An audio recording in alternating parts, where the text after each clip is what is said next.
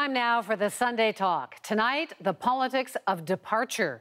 On Friday, Industry Minister James Moore said he wouldn't be running for the Conservatives in the fall, making him the fifth cabinet minister backing out of politics this year.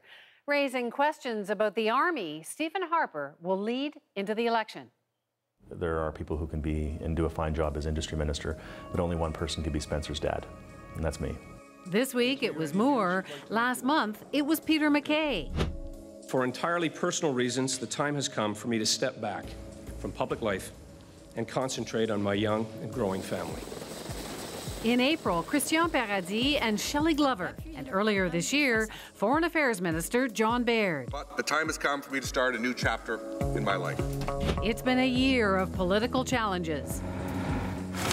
We're starting to feel that impact of lower oil prices. Oil prices sank, and the economic outlook slumped. Data from the first quarter surely will continue to look poor. The stain of the Senate scandal continues to spread. Public funds should not be used for personal or private activities.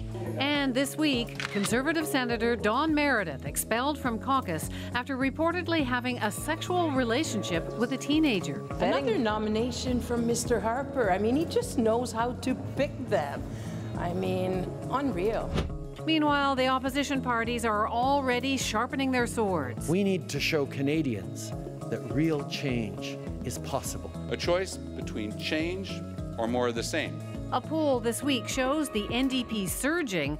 The Conservatives face a real fight. And some are wondering if the image Harper projects in ads, hardworking, battle-tested, alone, still works. I'm joined by our panelists tonight for the last time this season. Tasha Carradine is a columnist with the National Post and iPolitics. John Moore is a talk radio host in Toronto. And Jonathan Kay is editor-in-chief at Walrus Magazine. So you will be back in the fall, and we'll be talking about the same thing as today, which is federal politics. So, Tasha, you know some of these guys. You know the Conservative Party. Some people are talking about rats leaving a sinking ship, and others are saying, no, it's just natural. What do you think? What is this signal? It's a lot of things. I think the main one, though, is fatigue. And it's not necessarily just government fatigue. I mean, any government that's been in power for 9 years and 3 mandates will feel, you know, its age. But these individuals, too. I mean, if you look at James Moore's been in politics 15 years. Peter MacKay, I believe, is 19 years. They've done a lot. And in MacKay's case, in Baird's case, there's not that many cabinet positions left for them to go to. In MacKay and Moore's case, they have other priorities. So I think there's a lot of things going on together. But I agree, it doesn't necessarily look great because the opposition will definitely paint this as the rats and the ship going down. John? A lot of them, I think, have had very compelling and very personal reasons to leave, and they're very credible ones. I mean, John Baird, I'm told by sources, looked at the death of Jim Flaherty and said, what am I doing with my life? I got to get out of this. And with James Moore, he's got a sick child. That's entirely credible. I think Peter MacKay at 49, looking around, taking stock, he's got a family and a wife, and he thinks, you know, what's going to happen? But combine those stories with the fact that there's very little being dangled in front of them, aside from continuing to serve under Harper and his vice grip, or losing power, and for heaven's sake ending up on the opposition benches. That's not tempting. What does it look like to you, John? I'm actually surprised politicians last as long as they do. No, a year ago I helped a politician write a book. Justin Trudeau? Yeah, some viewers may have heard of him. And, no, but in the process I actually spent a few weeks with him, and it's actually shocking how busy their lives are and the sort of sacrifices they have to make in regard to their family. Now, of course, he's a party leader, but certainly with cabinet ministers, it's really, really tough. And that's just when you're in Ottawa, and then you have to go back to the constituency office, and then your weekends are going to, you know, the Turkmenistani-Canadian friendship dinner and eating rubber chicken, and you don't see your family. Rates of alcohol abuse and divorce are very high on Parliament Hill. And for someone to be there 5, 10, 15 years, I mean, it's like 50 years in regular human time. It's really tough. And so I find it credible when they say, I want to spend more time with my family. It's a cliche, but in this case, I believe it. Will we be seeing some of these people back? I mean, it's quite interesting with previous governments that have been around 9, almost 10 years. There's been lots of talk of mutinies. There's none. There's been, well, there's little bits of speculation, but certainly no mutiny. What's happening on that front or not happening, do you think, John? I think Harper's made a very, very big tactical mistake. And it grew out of the fact that without him, they were nothing. You know, in the beginning days, only Stephen Harper could be the face of the government. Only Stephen Harper could actually handle most of the files. But as time went on, he should have seen that he had to create some successors. He had to have some stars. And if you look back on, Brian Mulroney's cabinet, for example, which had 10 or 15 stars, national caliber people, all of whom could have succeeded him. Same thing with Trudeau and Chrétien. You look at Harper, and he has not created a legacy, and I think that's a real problem. So I think some of these people may come back, but it's a tough road to hoe. I mean, what is McKay going to do? Come back and lead the opposition for 8 years? Well, I think it's actually interesting you contrast it with Mulroney, because Mulroney knew when to leave. Of course, he was very low in the polls as well when he exited. But the point is, he left after 8 years. There was a leadership race, and so that did allow people to plot and plan for succession. With Harper, we don't know when he's leaving. There was a lot of speculation he might have gone before this election. He did not. So this is why people like McKay and Baird, for example, who've been there so long, who have really nothing left to do or prove, are thinking, well, we have other opportunities that we could pursue. There are other places we could put our talents and perhaps come back. And I do think we will see some of these players come back, Wendy. It's simply a question of when.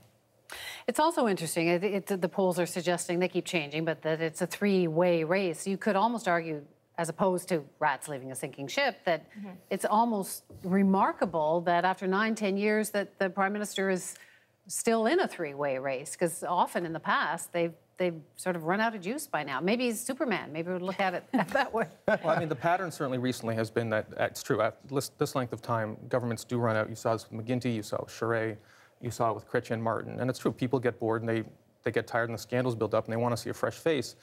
In the case of Harper, though, you got to give him credit. He's doubling down on the Harper brand. And some of the ads we saw in the intro, it's not really about the Conservative brand. It is about the man, Stephen Harper. And the Conservative brand is going to rise or fall on the strength of his image in the public.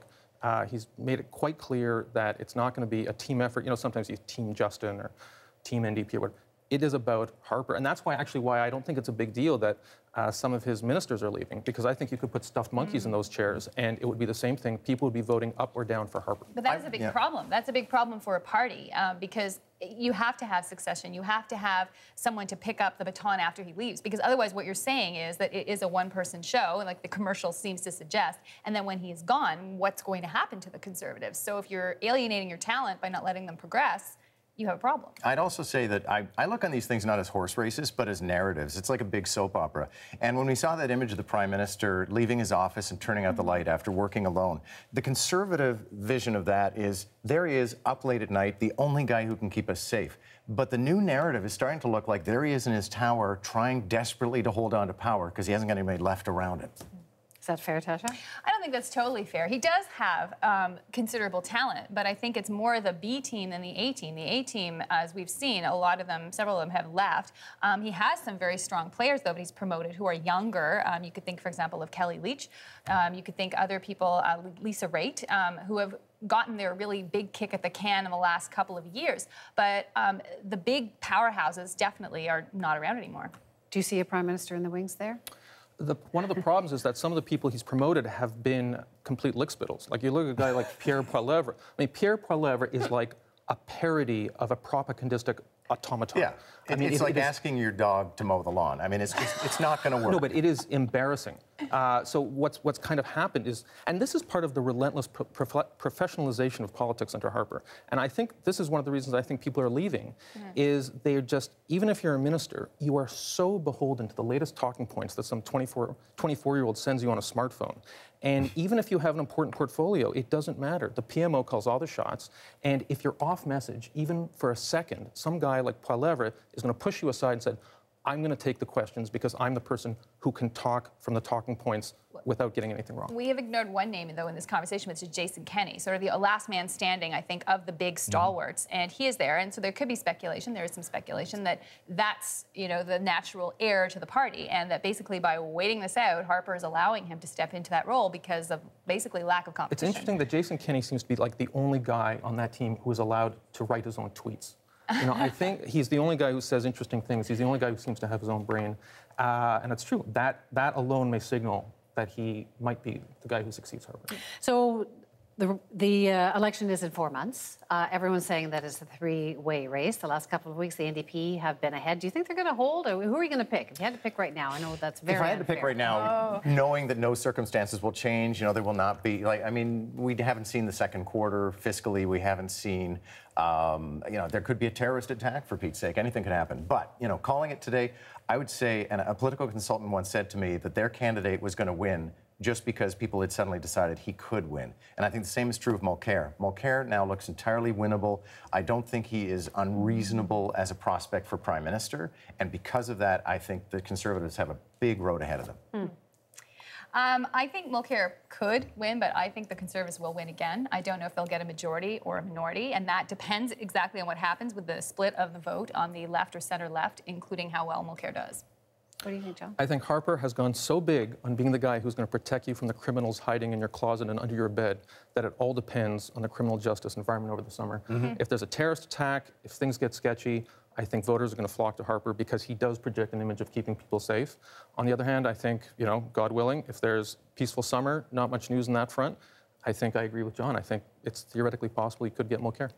So a couple of months of barbecue season. And maybe a few ads. What are you going to watch for? What do the three have to do this summer, John? Well, you mentioned the ads. I'm watching for the ads because it's one of the only places left where you can signal what you see your opponent's weaknesses as and what your strengths are. And, of course, being a guy in radio, I love them.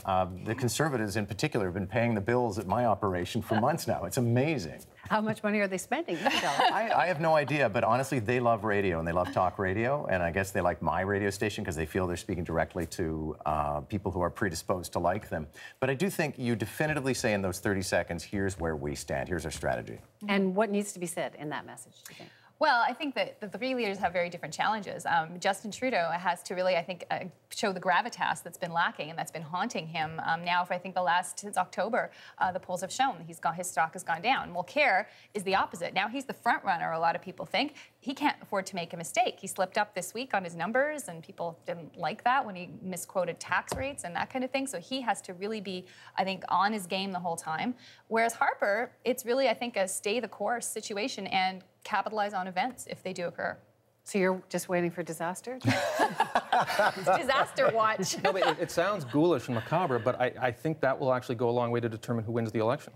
As for the ads, you know, it'll be interesting to see whether Harper continues to present himself as the Omega Man of Canadian politics, this solitary, brooding figure running the country in his office, or if he opens things up and, you know, invite some other personalities to share the limelight. It'll be an interesting strategic choice. No one's really talking about Justin Trudeau. What does he have to do? I don't know. I mean, one person in the Toronto Star wrote a column this week that said Justin is turning the corner. But I think Justin is not to be ruled out. And I think Conservatives do themselves a terrible disservice to continue to treat him as if he's some sort of arrivist dullard. You know, I won't back him, but I'll tell you, he's not to be discounted. And the proportional representation play that he's made is one of the more interesting gambits we've seen in Canadian politics. Well, we have 10 more minutes to discuss. No, we don't. Have a great summer, and we will see you back in the fall when the real campaign happens. Thank you.